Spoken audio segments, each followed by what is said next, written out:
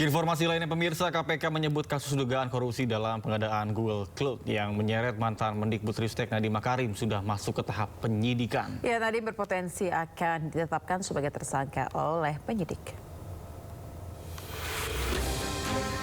Berdasarkan keterangan PLT Deputi Penindakan dan Eksekusi KPK, Asep Guntur Rahayu menyebut status Nadiem bakal sama seperti kasus dugaan korupsi pengadaan laptop Chromebook yang ditangani Kejaksaan Agung. Perkara Google Cloud ini telah naik ke tahap penyidikan oleh KPK, namun pihaknya akan melimpahkan perkara ini ke Kejaksaan Agung. Pasalnya kasus yang menyeret Nadiem ini memiliki irisan dengan kasus dugaan korupsi dalam pengadaan Chromebook yang diusut ke Kejaksaan Agung.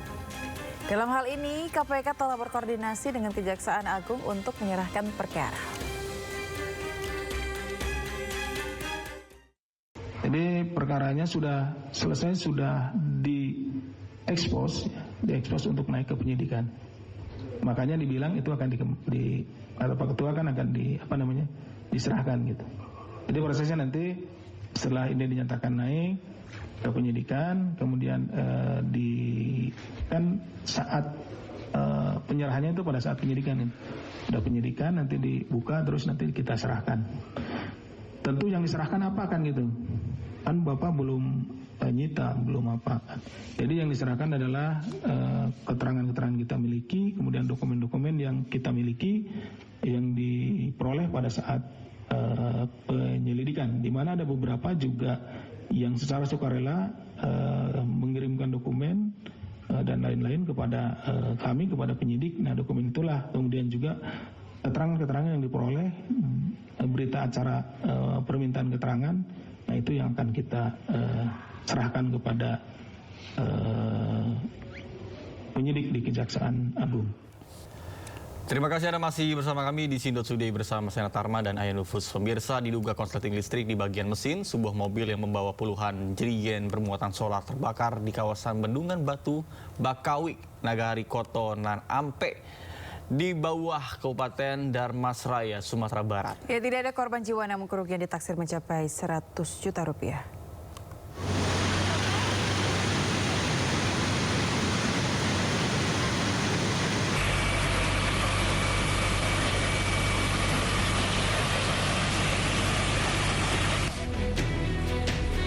Kobaran api dengan cepat melalap dan menghanguskan satu mobil yang tengah melintas di kawasan Bendungan Batu Bakawik, Nagari Kotonan Ampek di bawah Kabupaten Darmasraya, Sumatera Barat.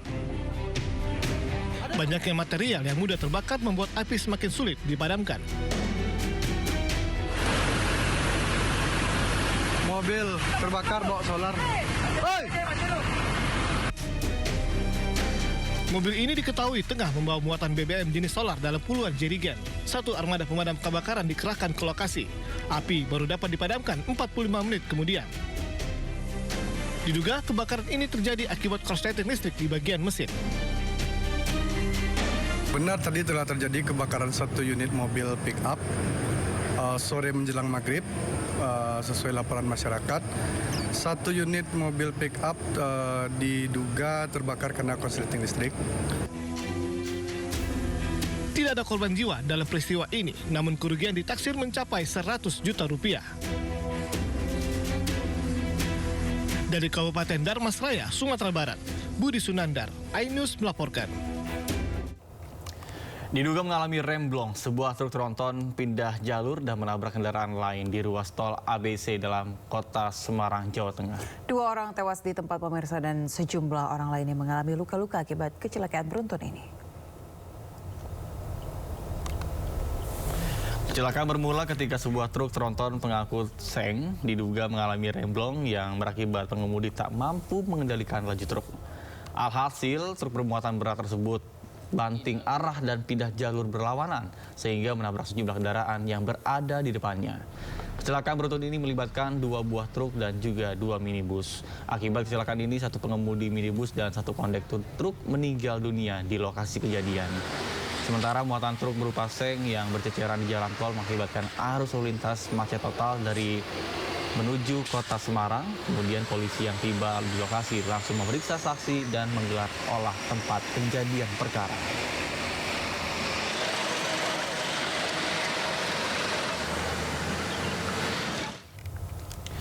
Seorang perempuan lansia tewas mengenaskan usai tertabrak kereta komuter lain di Kebayoran Lama, Jakarta Selatan. Korban tertabrak saat menyeberangi rel dan tidak mendengar teriakan petugas palang pintu.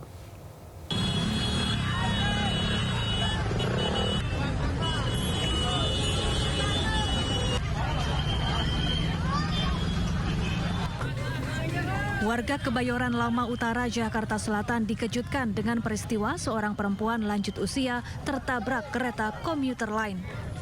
Polisi yang mendapat laporan ini langsung mendatangi lokasi dan mengidentifikasi korban.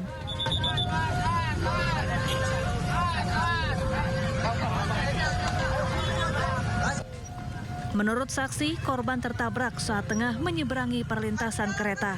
Korban diduga tidak mendengar teriakan petugas palang pintu. Berarti dia ketabraknya dari arah Kebayoran, Kebayoran, ya. Menuju mana tuh? Dari Kebayoran ke Rangkas. Ya betul. Nah, itu korbannya itu siapa, Bang? Kurang tahu, nggak ada identitasnya. Laki-laki atau perempuan? Perempuan. Udah tua atau? Udah tua.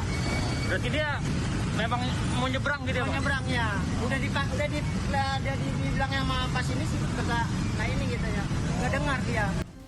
Jasad korban tanpa identitas ini kemudian dievakuasi ke Rumah Sakit Fatmawati, Jakarta Selatan.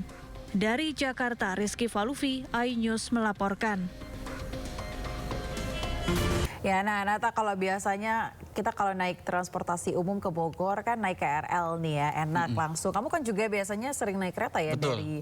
dari Bogor ya. Nah kalau bosan naik KRL dan pengen coba variasi atau cari suasana lain, bisa coba naik bus Transjakarta. Ya, karena memang sekarang ini ada bus Transjakarta yang berangkat dari Blok M dengan tujuan Bogor. Nah, kebetulan rekan Naura Safika dan juga juru kamera Zulkarnain sudah pernah nyobain. Mau tahu seperti apa dan berikut informasinya untuk Anda. Pemirsa, sekarang kalau mau ke Bogor nggak perlu merogoh kocek yang mahal karena sekarang ada Transjakarta yang melayani perjalanan dari Blok M hingga Bogor, yaitu namanya adalah rute P11. Dan memang untuk perjalanan ini sudah diresmikan pada bulan Juni 2025 lalu, dan untuk penggemarnya semakin banyak yang setiap harinya menggunakan rute P11 ini. Rute P11 setiap harinya memiliki 25 armada, yang mana untuk perjalanan ini kalau tidak padat, ini ada bus yang datang setiap 10 menit sekali. Namun kalau misalnya di padat atau di jam sibuk, biasanya itu di 15 hingga 20 menit sekali.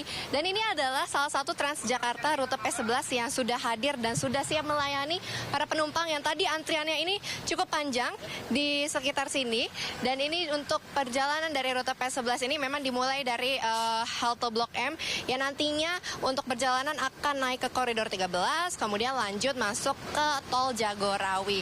Dan memang ini adalah salah satu transportasi umum yang sangat digemari oleh banyak masyarakat pastinya, yang karena memang untuk jumlahnya untuk atau tarifnya pun ini terjangkau sekali, kemudian juga untuk waktunya yang ditempuh ini kalau di jam-jam tidak sibuk itu sekitar 1,5 jam untuk perjalanan, namun kalau di jam sibuk ini biasanya memakan waktu hingga 2 jam. Nah, kalau untuk pemirsa yang bingung ini rutenya lewat mana saja, nah di halte Blok M ini sudah disediakan, ini ada untuk papan rutenya, perjalanannya melewati halte mana saja sih. Memang kalau untuk Blok M ini berada di jalur 5, jadi jangan salah ya pemirsa untuk mengambil jalurnya. Dan ini melewati Pasar Santa, kemudian lanjut hingga ke Pancoran, kemudian juga hingga ke Cibubur, dan nantinya akan berakhir di Botani Square. Dan tiap harinya memang untuk rute P11 ini melayani hingga di 8.000 penumpang setiap harinya, baik dari Bogor hingga ke Blok M, kemudian juga dari Blok M hingga ke Bogor. Jadi untuk pemirsa yang belum merasakan untuk bisa jalan-jalan ke Bogor menggunakan Transjakarta, bisa langsung berkunjung ke halte Blok M untuk mencoba rute P11 ini. Dari Jakarta, Naura Syafika, Zulkarnain, iNews melaporkan.